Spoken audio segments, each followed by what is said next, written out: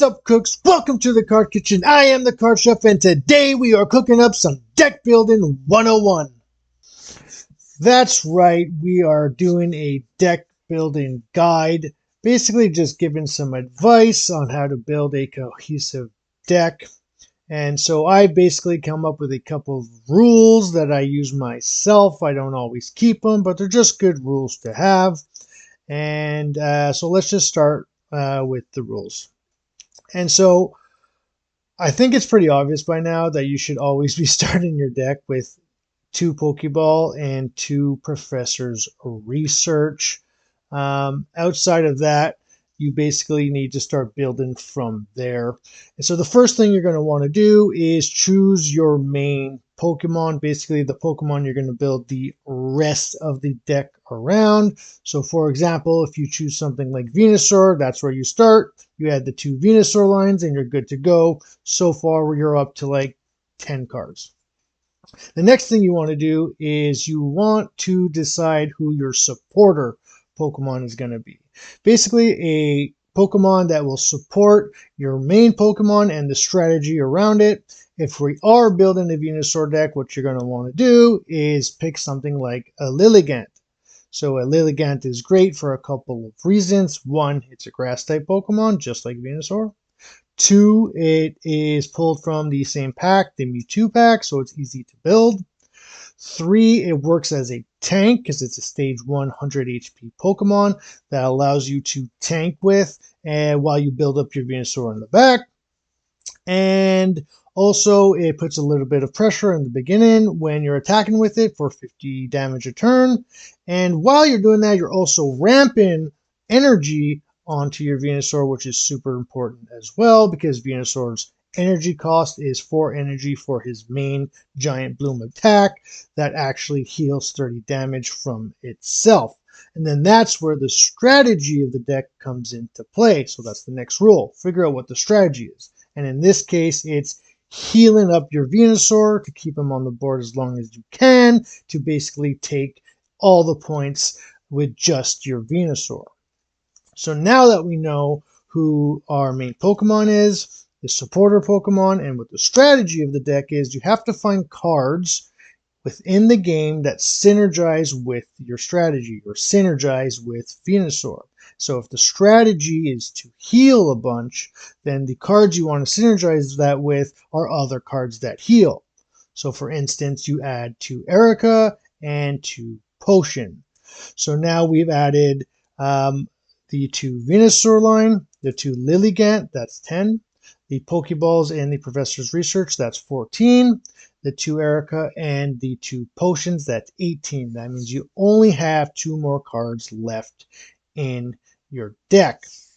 So basically what you need to do now is identify what cards need to be put in and what cards can be left out. And in this case, I'm just going to say it right away, I would choose the X speeds.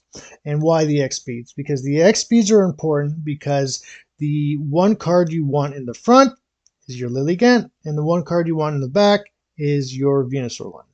So if you start the game with the Bulbasaur in the front, you want to be able to X speed it out and then bring in the Lilligant line. So now we've identified all the cards that we want in the deck, and your deck is built. Now you might be asking yourself, well, how come we haven't played something like a Sabrina in the deck when it's usually a staple in most decks? Well, this is why it's important to identify what cards can be put in and what cards can possibly be taken out.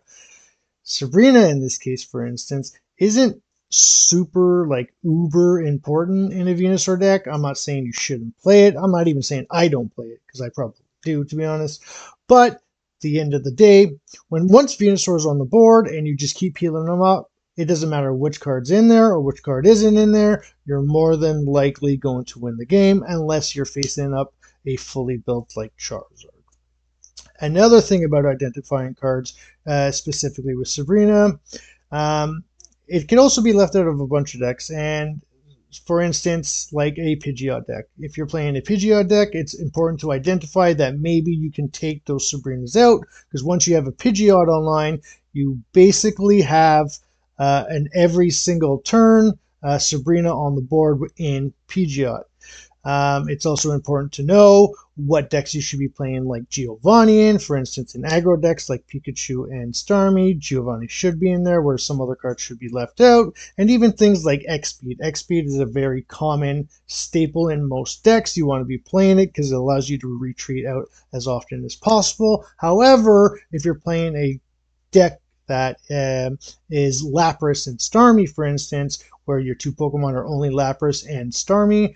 Starmie has free retreat, so you don't need the X-Speeds. And X-Speeds kind of seem wasted on Lapras because its retreat cost is 3, so you're more often than not probably wasting 2 X-Speeds on one Pokemon, which is not very optimal. So now that we got that out of the way, let's get some other rules in there. And what the rules I want to talk about are basic Pokemon ratios. The ratios you want for the amount of basic Pokemon you want to put in any deck. And right away, I would say the best ratio is anywhere between 4 to 6. Anything above 6, 7 or more, is not optimal at all. Even in decks like Pikachu that want to play a lot of basic Pokemon, it's just not worth it. You have to think about the fact that 6 is probably already enough at the max, because you're also playing 2 Pokeball, which means you have 8 chances at seeing a basic Pokemon at any given time. And of course, unless you're playing something like an Articuno 18 trainer deck, which I would not suggest playing, but even then, because that plays 2 Pokemon, I would still suggest playing 3, whether that be the other regular Articuno or 1 copy of the Lapras EX, because if you're only playing 2, you cannot optimize your Pokeballs.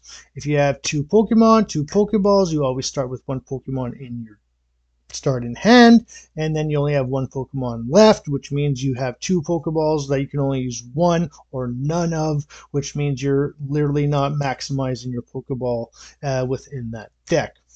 Now, moving along, one of the rules I have here is, yes, specifically for Stage 2 decks, okay? For Stage 2 decks, I would never play anything more or less than 4 Pokemon. I think the best 2 examples of this are the Charizard Moltres deck, where it's only playing 2 Moltres and 2 Charmander, and then the Mewtwo Gardevoir deck, where you're only playing 2 Mewtwo and 2 Ralts.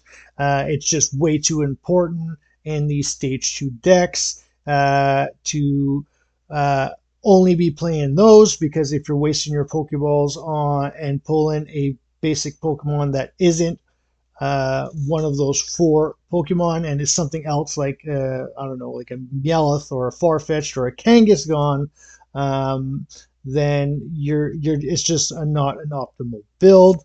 Anywhere from 5 to 6 in any other type of deck that involves basics or stage 1s is very good to play. You can even play 4 in those, but I would suggest 5 to 6 just so you don't brick. I already mentioned Meowth, Farfetch'd, and Kangaskhan. However, I would like to note that these are probably the best filler Pokemon that you can put in as your 5th or 6th Pokemon in a deck. Meowth, first of all, they're all colorless, so they can fit in any deck. Meowth is very good for combo-centric decks such as Arbok and Weezin, in which you are very reliant on getting combo pieces such as Koga for your Weezins and Sabrina for your Arboks, bringing in that Pokemon that you might want to bring in and then lock into place with your Arbok. Farfetch'd is much better in aggro decks such as Blaine, where when you're attacking first, you can start off with a Farfetch'd and start attacking in aggressively right away. On the other hand, when you're attacking second, you can start with something like a Ponyta, evolve it into Rapidash, and start attacking for 40 as well right away. As for Kangaskhan, he's kind of the best of both worlds. He stalls, allows you to draw through your deck into those combo pieces, and also puts a little bit of pressure depending on how the coin flips go. Now, some more rules I have for stage 1 decks specifically. I don't think you should ever, under any circumstances, ever be playing more than 2 different stage 2 lines in any deck. For instance, in the Sandshrew Marowak deck, you're playing 2 Sandslash lines and 2 Marowak lines. I don't think you should ever play a third stage 1 line, such as Dugtrio. I think it's way too bricky. There's going to be a lot of times where you have the basic Pokemon on the board, but not the evolution in hand, or the wrong evolution in hand. As for stage 2 decks, I don't think you should ever be playing 2 different stage 2 lines in any stage 2 deck. Even for the Venusaur deck that we were just talking about, I don't think you should be playing something like a Venusaur Butterfree deck, even though Butterfree does synergize very well with the strategy of that deck, healing up your Venusaur as much as possible. It just becomes way too bricky. Now, what we're going to do is we're going to go forward with this, and I'm going to build some sample decks. And what we're going to do is we're going to build a couple of stage 2 decks just to kind of apply these rules and show you how you can identify what cards can or should and should not be put into certain decks depending on what you put in them. And we're going to use the example of Dragonite. It's going to be 4 Dragonite decks with different builds, and we're going to figure it out from there.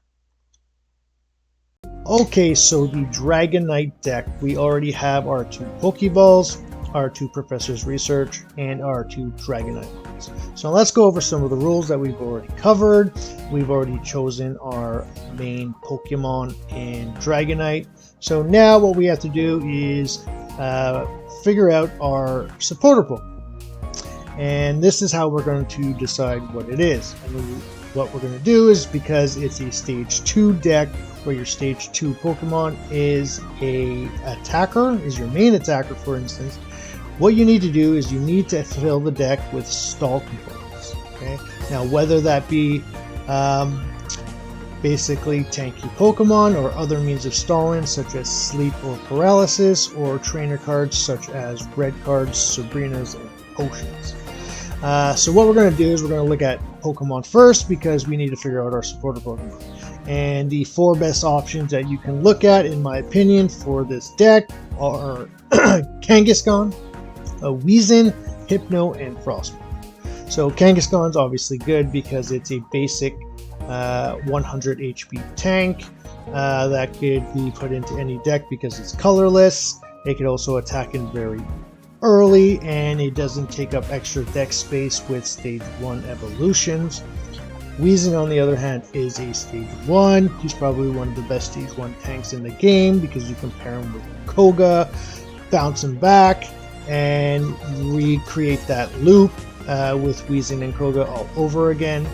Hypno's very good as well because he can either be on the active spot or on the bench, and use his ability to put your opponent's Pokemon to sleep, stalling out the game so you can build up that Dragonite. And then there's also Frostmoth, which is very similar.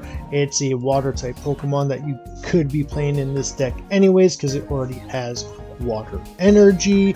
It doesn't tank as well in regards to its HP, however it does attack and can put a lot of pressure on your opponent by attacking and putting it to sleep. So the first deck we're actually going to build is the Koga build, the Weezing build. So let's go ahead and add the Weezings in. We're going to go down to dark, and we're going to add the 2 Coffin and the 2 Weezing. So now, because we've done that, what we have to do now, we have to go down and we have to add the Kogas. So now that we've done that, what other cards can we fit into this deck? And right away I'm going to identify the card that I want to put in the most, which is X-Speed. So let's go back down here. Let's just go to items. Let's just put all trainers here, and I will put in, where's the X-Speeds? There they are. Now, why do we want to play X-Speeds? Well, because when we have a stage 2 deck that we have to build up very slow, that stage 2 Pokemon has to be on the bench while you have a tank in the front supporting that main Pokemon that you've chosen in the back row. And in order to make sure that Dragonite line is in the back, you want to be playing X-Speeds to make sure you can get that Dratini out from the front. So now we have 2 deck spaces left, and what I'm going to do is I'm actually just going to add the red cards.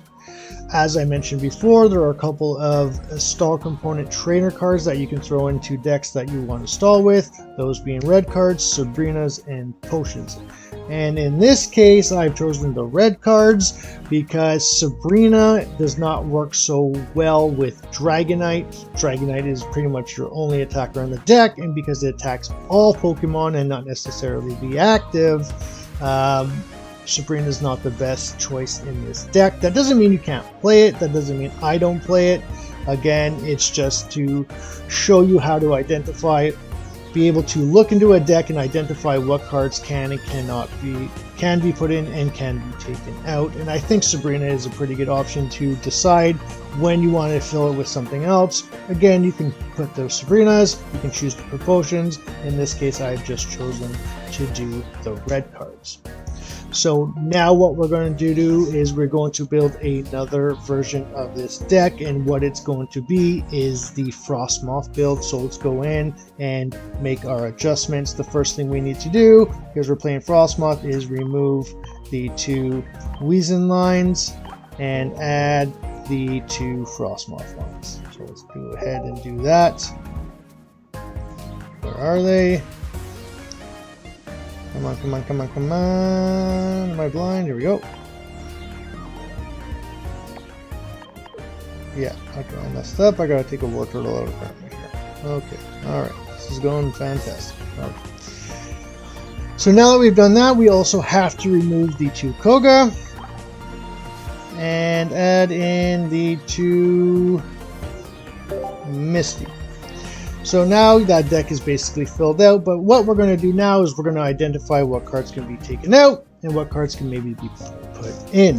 And so what I am going to do is I'm going to take out 1 red card, and I'm actually going to add a Sabrina this time, because even though Sabrina doesn't work so well necessarily with Dragonite, it does work pretty well with Frostmoth. Now that you have a second attacker online, I think it's okay to add that Sabrina back in, and Sabrina is also a stall component anyways, so it works really well with the deck.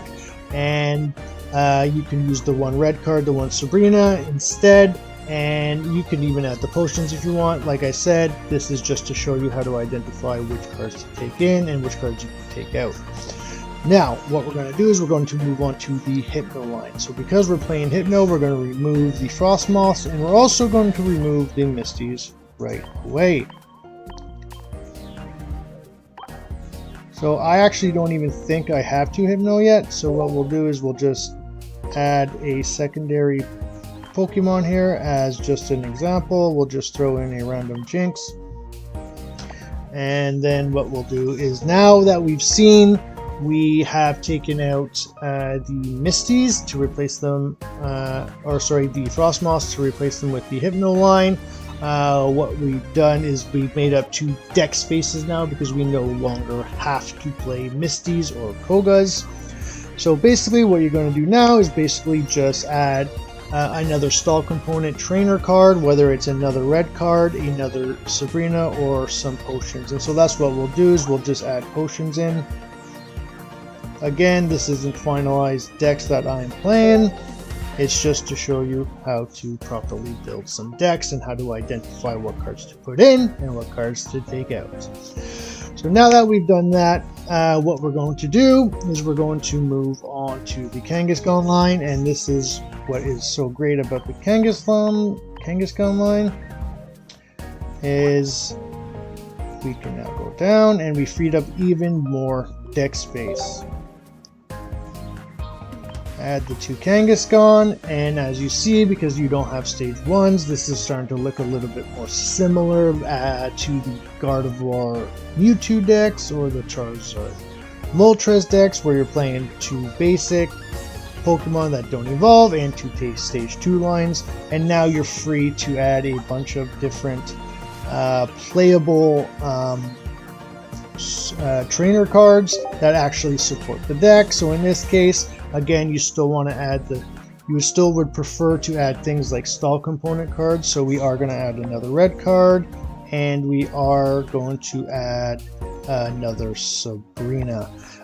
In this case, you could also add things like Giovanni. I suggest you don't. I don't think Giovanni works so well in this deck either, because Dragonite would, I think, hit for an additional 10 on the active, but it wouldn't really matter that much across the board. And so this is how this deck would look. You would have your 2 Dragonite lines, your 2 Kangaskhan, you would have the potions, the red cards, and the Sabrinas, which are all stall components in a stall deck, and then of course the 2 Professor's Research, the 2 Pokeball, and your 2 XP to make sure you can get that Dratini out of the front line. I hope this has helped you. I know it's helped me to build decks when I'm building them. You can agree or disagree. Let me know in the comments below, and as always, keep cooking.